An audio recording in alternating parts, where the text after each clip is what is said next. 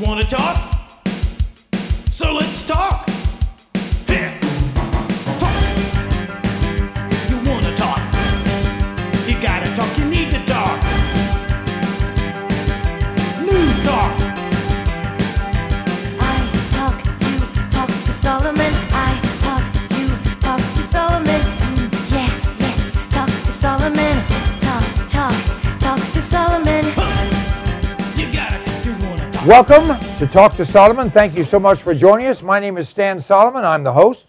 I'm Chief Steve Davis, the in-studio co-host. And our guest of honor is the one and only, but never lonely, Dr. Alan Keyes. Doctor, how are you? I wish I was as sure of that as you are, Stan. Well, I know you'll never be lonely because you have so many enemies, they will never leave you alone. Hi, Stan. Hi, Chief. How are you? Great, good to see you. I want to start on a high note, and then we'll get to the depths that some call the president. The Pope, the Holy See, the head of the Catholic Church, the Pope almost on his, whatever you want to call it, initial circle around the world, has done something that other popes have not done, at least in modern history, and that is he joined the March for Life. Dag, nag, I'm impressed as heck. This is a guy that's in it for the people, not in it for the glory, if you don't mind my saying so. Well, Stan, I think there have been signs, particularly when it comes to the life issue of the deep commitment of the new Pope. One of them is the fact that he has gone out of his way to join the people. And remember, one of the hallmarks of his tenure as Archbishop, was that he was somebody who counseled and exampled the need for people who are in high positions in the hierarchy not to lose touch with the people, not to lose touch with the expressions of the people in terms of their faith, which is very important, particularly in Latin America, that the fact that there's a heartfelt faith in Catholics in Latin America that expresses itself in ways that are clear in the culture of the everyday folks, in terms of their devotion and their worship, particularly to the Blessed Mother. So I think he's been somebody who comes out of that background, still has that as the reality of his persona, and so he joined the people in their march. This march in Italy has been growing by leaps and bounds. It started off relatively small. It was about 15,000 last year. It's 40,000 this year. And in the context of a European culture where supposedly fervor and a real understanding of the things of God is no longer a hallmark of the culture, I think this is very important. The other thing about the Pope, though, that I noticed in the last couple of weeks is that he has been willing to reaffirm the very strong stand that he took in favor of the understanding that as Christians, as Catholics, people in the Roman Catholic Church are required by their faith to stand strong in their advocacy of life and God's will for life and the respect that is required from government and from all of us for innocent human life. And he reiterated recently something that had been stated in one of the documents he helped to draw up that spoke on behalf of all of the bishops and leaders of the church in Latin America, where they South America, where they had affirmed that it is an obligation of the faith for people who are in public life, politicians and others, not to take stands that disparage, deny, and violate or support the violation of that unalienable right to life. And if they do, they are not fit to take the sacrament of Holy Communion. And that's a very strong stand that has been kind of hit or miss in terms of what bishops have been willing to stand forward and say in the United States, for example, but which he strongly reiterated as something that ought to be an example for leaders in the church around the world. Well, it's wonderful, and frankly to me, as the United States is in fact this week facing a decision to go up or go down, I think the Catholic Church has been facing that decision. They're either going to go with God or they're going to go to hell. Strong words, but, you know, Catholicism that embraces pedophilia, Catholicism that embraces homosexuality, Catholicism that embraces abortion is Catholicism that is going to go to hell. Do you agree or disagree? Oh, I think that's clear. And what's more important than whether I agree or disagree is that the new head of the Catholic Church strongly agrees with that statement and has reiterated it in ways that I think have disappointed folks who expected that somehow the Catholic Church and the new Pope would depart from the deep, long, profound tradition that has characterized the respect that folks have for the truth, which is that God considers the taking of human life an abomination, and of innocent human life an abomination, and that the practice of abortion, which systematically targets that life, is something that cannot be countenanced by the conscience of a devout Catholic. Chief? For the record, I want to say that Pope Francis rocks. He's just awesome. He's also showing us the way. If you are a Christian, you cannot support Barack Obama. Barack Obama is diabolically opposed to Christianity, and so you must pick a side. But also Pope Francis is showing us that we can't sit on the sidelines. We've got to pick a side. We've got to go for it. We can't sit around and say, I'm a Christian. You've got to get out there with the group and do your part. If you're the Pope, like Pope Francis, or you're in a leadership spot, if you like the United States Army Infantry, their motto is follow me. So you lead by example, you lead in the front. That's what Pope Francis is doing, and I'm just proud as heck of him and the job that he's doing. And he's working for our Lord, God, and Jesus Christ. But again, the message in my mind is very clear. No sitting on the sidelines. Let's get out here and support God and God's laws. All right, let me segue from talking about a saint-to-be to talking about a situation for all to see, and that is they're now seriously talking about eliminating the city of Detroit. 60% or 50%, somewhere in that neighborhood of all the cities already vacant. You take your life in your hands to go in that city. The only politicians they have are corrupt ones. It's the ultimate result of liberal leadership. It is where not only every major city will end up, it's where America will end up, and we're seeing it. Should we just eliminate Detroit?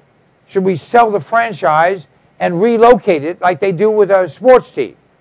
I say yes.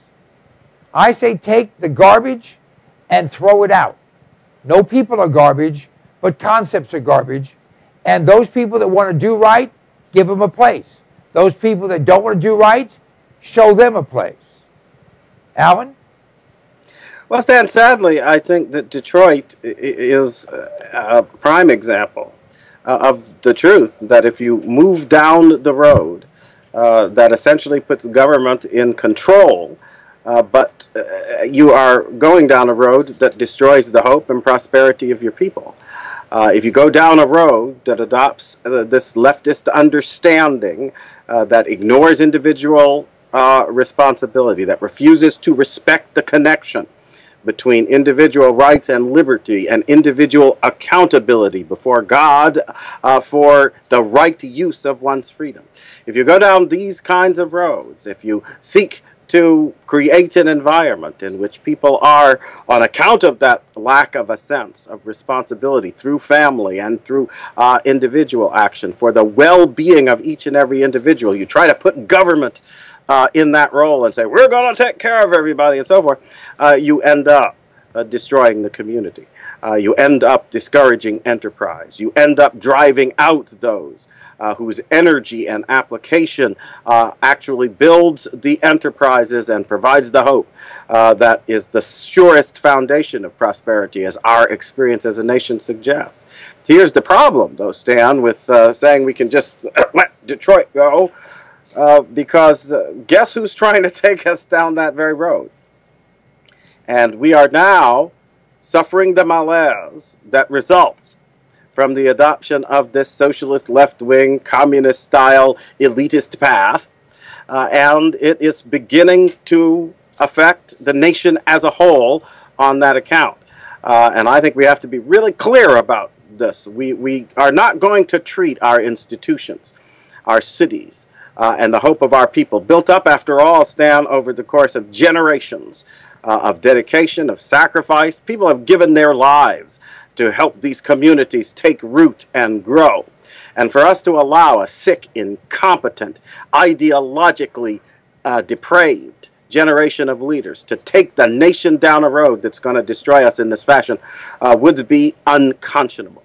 And so at the end of the day, the folks I want to remove all these people from office. No matter what party label they wear, no matter what promises they make, no matter what lies they tell, we need to see through them and get back to an understanding of our principles and ourselves that is going to be clear about being true to this country's heritage of righteous liberty, that is, liberty grounded in respect for each and every individual's obligation before God to commit him or herself to do what's right. Chief? Well, I'm reminded of a comment that Rush Limbaugh made several years ago. He said that you cannot make government smaller by eliminating small government. And that just struck me really strong because I've been involved in many political battles, ran for sheriff twice in Indianapolis, and I've seen how government at the city level can become too big and can't support its people anymore. So in Indianapolis, they consolidated the city police and the sheriff's department, which was a tragic mistake. But anytime, I don't care what level it is, you consolidate government, it's a mistake. And so I think about, like Detroit, for example, it's become a city that's just too big that no one can control it. And then it can't support its own police, it can't support its own fire, it can't support, and then ghettos are created, and it can't support its business community. Those things happen. Where, on another example, if we would have a lot of little Mayberries rather than one big Detroit, it would be a much better environment for all those things to survive.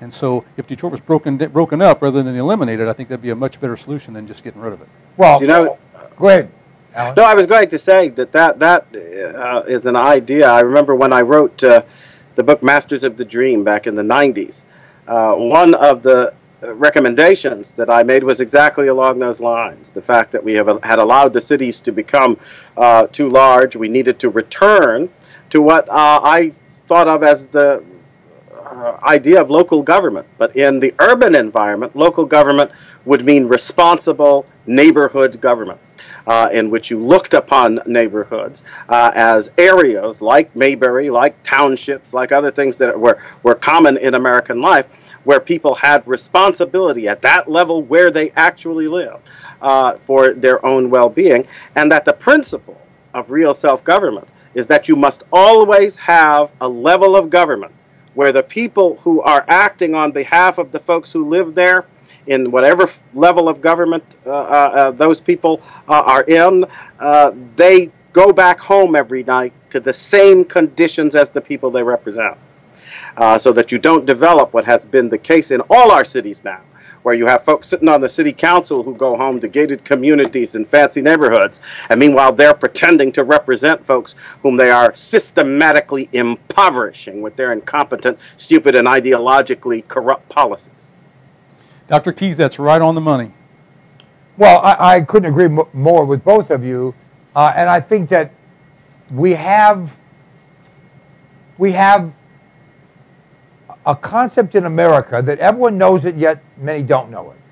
And that is every level of everything, every level of government, every level of education, every level of neighborhoods, every level of affiliations are all different, but they all lean on the same principles. If you have a community that wants every child to succeed, and wants every family to stay together, and wants every home to be livable, and wants all businesses to succeed, I'm being somewhat idyllic, and you put it next to a community where everyone's on their own and going for their own glory. No one cares about anyone but themselves. No one has any concern for anyone's kids but their own. When you put those things together, both go to hell. One's in hell, the other one brings the other one there. There was a story about a service, and you probably heard about this, Alan and Chief. Listen to this. If you were to go to Disneyland, you can go to Rent-A-Cripple and rent a handicapped child for $150 an hour or thereabouts. And that way, your kid gets to go to the front of the line. Now, you have to tolerate the crippled kid and have him go with you, but the other day, you give the crippled kid back, and you've had a lot more fun than the other kids that have to stand in lines for an hour or two. Now, that's a perfect example that and there's some of you out there that have done this. This is for you. Any family, any parents. Now, I'm not saying if your child, God forbid, is challenged. Different story. But if you go to Rent-A-Cripple to rent a handicapped kid so that your kid doesn't learn the lessons that are necessary to be a quality person, you are the problem. Dr. Keys. Well, Stan, if you translate that into political terms, I think the great travesty that I've watched in the course of my lifetime, as so many of us have, is that we have seen political leaders, political parties, whose job in life seems to be to take communities and make them into communities that are unable to function properly, unable to walk on their own and take care of themselves. They have done so not only by targeting communities in some abstract sense, but most importantly, by usurping the proper responsibilities and function of the family and targeting the family unit for destruction.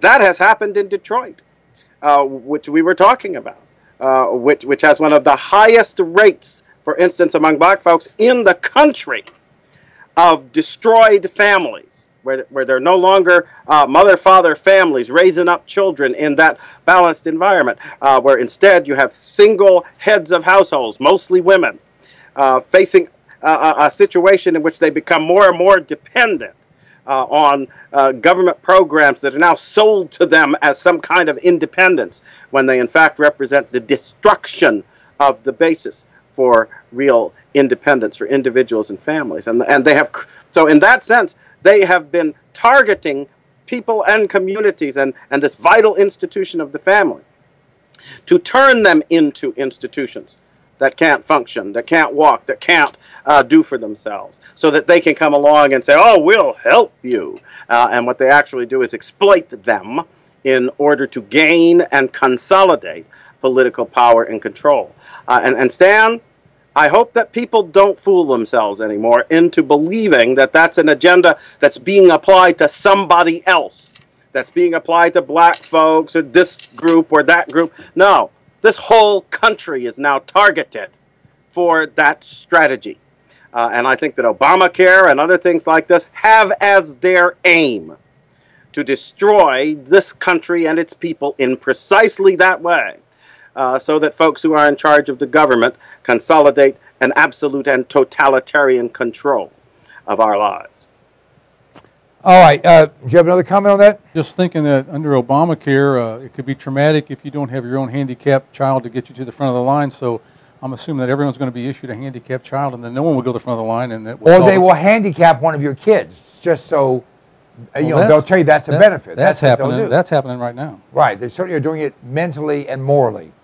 I want to get to Gosnell, that rotten, low-life piece of garbage. You probably heard already, Alan.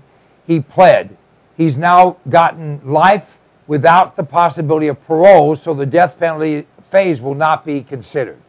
The ABC finally broke their silence and have made a short, if you will, comment now that it's over. But a lot of the country did pay some attention, not enough. Gosnell has been an example not of a terrible guy, yes, but of a terrible industry where they're all like Gosnell to one degree or another. I said this earlier, I'll say it again. If you are an abortion provider, you need to die. Do us a favor, kill yourself. But if you choose not to do that, Look both ways before you cross the street. I have a condom on my bumper. Now, don't mean to be insensitive to bumpers, but the fact is, I think America is opening its eyes somewhat. Your thoughts, Alan? I certainly pray that this is true, Stan, but it's only going to be fully true if people understand the real significance of the Gosnell trial and the verdict. Planned Parenthood, for instance, issued a statement yesterday, I think it was, in which they had an approach that said, oh, this shows, we all condemn this criminal, and this shows that women need to have safe access to abortion rather than being forced to go to criminals like this. Now, this is astonishing, Stan. This is the kind of chutzpah, as that old word used to be, that takes your breath away. That these people who have systematically supported the widespread establishment of these institutions have systematically supported ignoring the welfare of women, ignoring the health aspects of abortion, preventing different things from being put into place that would treat abortion clinics with the same rigor as other so-called healthcare institutions. They have done so, Stan, because they understand the real nature of abortion. And the real nature of abortion, Stan, is clear. We shouldn't be standing back and reacting in horror and saying, how can somebody be like this person Gosnell, a murderer of innocent babies? Let's be clear about something. All abortionists are murderers of innocent babies. Gosnell is not different from the other abortionists. He epitomizes the culture of death, the spirit of death, the practice of murder that organizations like Planned Parenthood have claimed as a right, even though it is an abomination before God and human conscience. So if people are going to draw the right lesson, it's a lesson that ought to lead them to look at every single individual who practices abortion in this country and understand that the same callous, cold-hearted disregard for the true meaning and worth of human life is there in the practice of each and every one of them. Gosnell is not the exception. He exemplifies the rule of death in the culture of death that Planned Parenthood represents. And the high priest of that culture is Barack Obama and the Obama faction and everybody, whatever party label they wear, willing to walk along with that faction, serves in the temple of that culture of death and is complicit in the sacrifice of innocent human life that is its chiefest form of worship. Well, I couldn't say it better. I certainly could say it more vulgarly, if that's a word. But I do believe that, like this New Mexico doctor, whose name is, what the heck is his name? Southwestern Women's Options. This guy said, am I killing? Yes, I am. And I'm good at it. And I enjoy it. And I can tell you it's easily done. You're right, Alan. Every abortion provider, every abortion enabler, every abortion supporter, every abortion advocate is just like Gosnell inside. We'll take a break and come back with Dr. Alan Keyes, Chief Steve Davis, and me here on Talk to Solomon.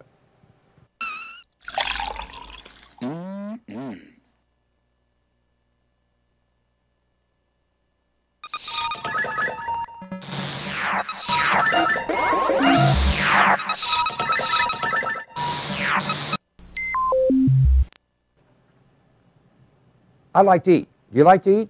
We all do. And usually we run to the grocery store, we run to the convenience store, or we have something in the fridge. But power's been out in parts of this country in the last few weeks. We don't know what's going to come down the pike economically. Smart people are putting in food. Alpine Air Gourmet Reserves is a line of foods that you can put away that will last for a very long time. You know, they say eat what you store and store what you eat. This is great tasting stuff, healthy for you, a full line. You go to our website, cpnlive.com, and click on the button for Alpine Air Gourmet Reserves and see all the different things we have. This is good tasting food. It's reasonably priced. It will last.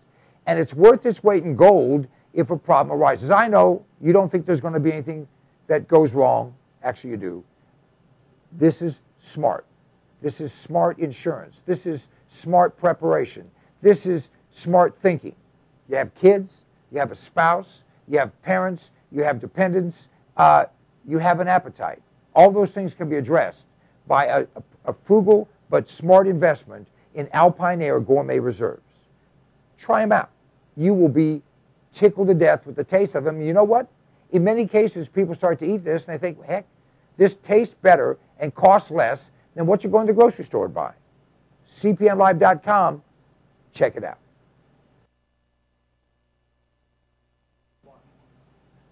Hey, my name is Stan Solomon, and you know if I have something to say, I'll say it. And I'll only tell you the truth because I'm a Republican, not a Democrat. Democrats always lie. Republicans only lie half the time. I don't lie at all. This is the Fuel Mule.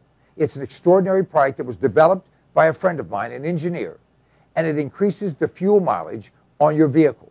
If you have a combustion engine, this will increase your mileage by 10 to 20%. It bolts around your fuel line. You can install it yourself or have your mechanic do it. It is an extraordinary item, and it flat works. I've been using it for more than 10 years. It's increased my mileage on every vehicle I put it on, and by the way, it will last forever. You can get rid of your vehicle, just take it off and put on the next one. Go to cpnlive.com. You'll have more information there. You can order it right there. We absolutely guarantee you'll be satisfied. The Fuel Mule. It's a way to kick down your cost of fuel and kick up your mileage. Don't you love the name? I thought of it. The Fuel Mule. Let me ask you a question. Do you like being sick? I have in my hand an incredible product. It's called TR10 supercolloidal silver. TR10 stands for a trace to the negative 10th power. The particles in this silver product are 6 to 8 angstroms, 6 to 8 10 billionths of a meter. Now listen to me. Silver has been the magic bullet for all of human existence. The Egyptians used silver instruments. We use silverware. They put silver in your teeth because nothing can grow on silver. Silver will kill anything but liberalism. I'm working on that. This product, you go to cpnlive.com, buy 1 quart of this product. It will last you for a very long time. Anytime you feel like you've been exposed to something bad, take some of this product, spray it in your mouth, or take a little bit and gargle it, swallow it. It will kill any pathogen. The average antibiotic kills 10 to 20 different pathogens. This product will kill 700 plus. Do yourself a favor, do your family a favor, do your doctor a favor. He's tired of seeing you. Get supercolloidal silver. Go to cpnlive.com, order the product. It's $29.95 plus shipping. I think it's $39.95 delivered any place in America right to your door. It's worth 10 times that. Check it out. If you're not 100% happy, just return it and we'll give you your money back.